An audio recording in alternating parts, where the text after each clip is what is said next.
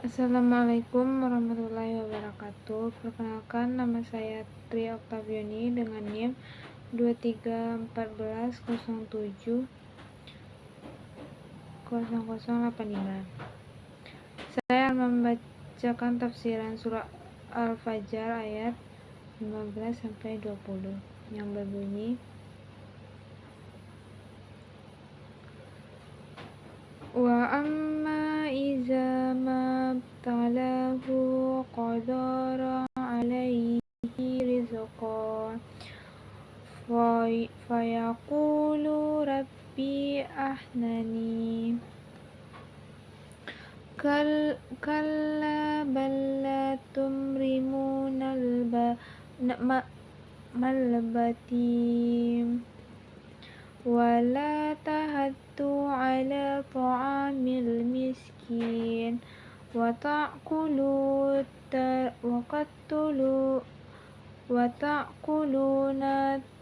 turasaklan lamma wa tahibbunal malahu hubba jamma, yang artinya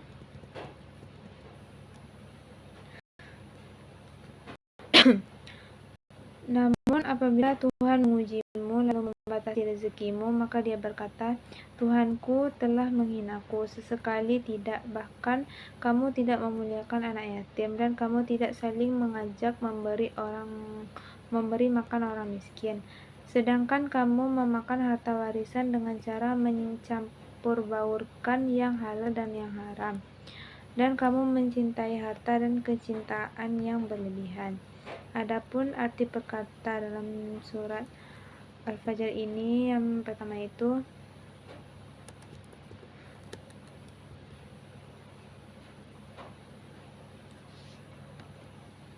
yaitu wa amma iza mabtalahu, artinya namun apabila Tuhan mengujinya, faqadara, lalu membatasi, alaihi, atas dirinya, rizqahu, rezekinya, fayaqulu, maka dia berkata, Rabbi, Tuhanku, ahanani, telah menghinaku.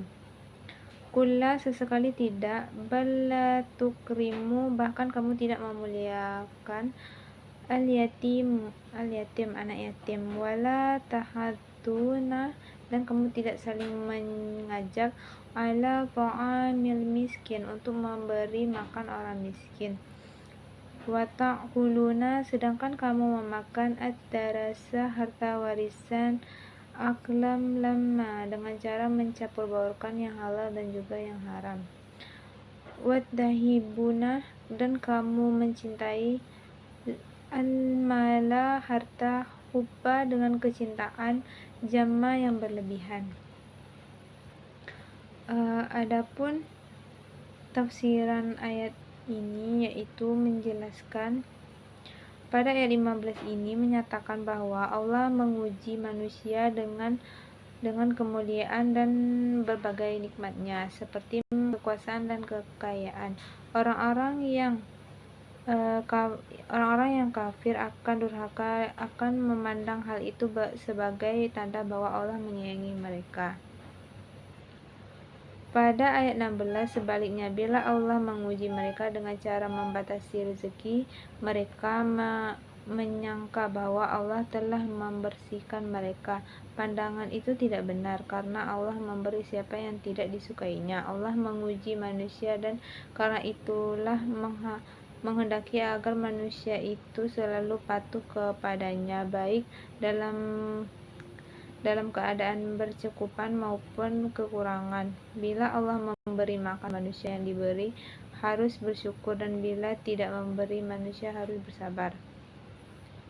Pada ayat 17, akan tetapi banyak manusia yang ingkar, mereka tidak mensyukuri nikmat yang diberikan kepadanya. Bersyukur adalah mengucapkan kata-kata yang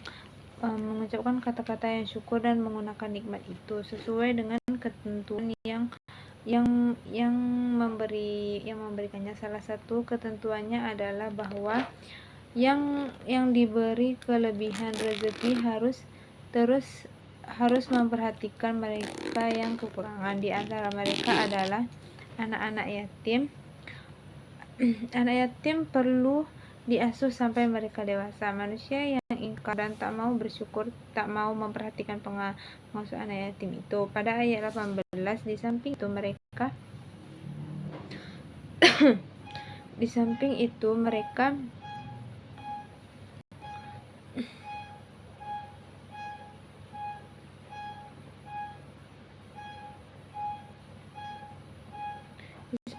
tidak menaruh kasihan pada penderitaan orang miskin. Jangankan untuk melepaskan mereka dari kemiskinan, membantu mencukup kebutuhan pokok saja mereka tak ada perhatian. Pada ayat 19, tambahan lagi, manusia yang ingkar dan durhaka itu sangat tamak. Mereka tega merampas harta warisan yang menjadi anak yatim secara akal-akalan, misalnya mencampakkan ke dalam kekayaan mereka itu, menyatakan bahwa yang mereka pakai adalah harta mereka tersendiri. Pada ayat 20, orang yang durhaka itu terus mencari dan mengumpulkan kekayaan tanpa mengenal rasa lebih dan tidak peduli halal atau haram. Di samping itu, mereka sangat pelit, tidak mau mengeluarkan kewajiban berkenaan harta, yaitu membayar zakat dan membantu orang yang kekurangan. Allah tidak mungkin sayang kepada orang kaya yang memperoleh kekayaan itu dengan cara yang tidak benar.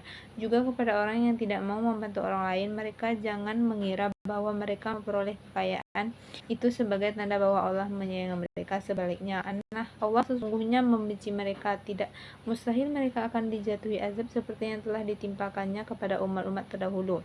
Di akhirat nanti Allah akan memasukkan mereka ke dalam neraka. Hakikat itu hendaknya disadari oleh kaum kafir Mekah yang masih juga membangkang. Hal itu hendaknya dijadikan pelajaran oleh seluruh umat manusia. Adapun keterkaitan dengan pendidikan, surat Al-Fajr ayat 15-20 ini meminta umat Islam untuk memahami bahwa kekayaan dan kemiskinan adalah ujian dari Allah Subhanahu wa taala, bukan sebagai tanda kemuliaan atau keturunan. Dalam pendidikan Islam, pengembangan kesadaran dan kepedulian terhadap kekayaan dan kemiskinan dilakukan melalui pendidikan yang berbasis nilai-nilai Islam seperti akidah, syariah, akhlak dan ibadah. Kesadaran dan kepedulian yang dikembangkan melalui pendidikan Islam ini tidak termasuk terhadap Allah Subhanahu wa taala dan kepedulian orang lain seperti anak yatim. Mungkin itu saja yang dapat saya sampaikan. Maaf apabila ada kesalahan pengucapan ataupun perkataan, mohon maaf. Saya akhiri dengan membaca wassalamualaikum warahmatullahi wabarakatuh.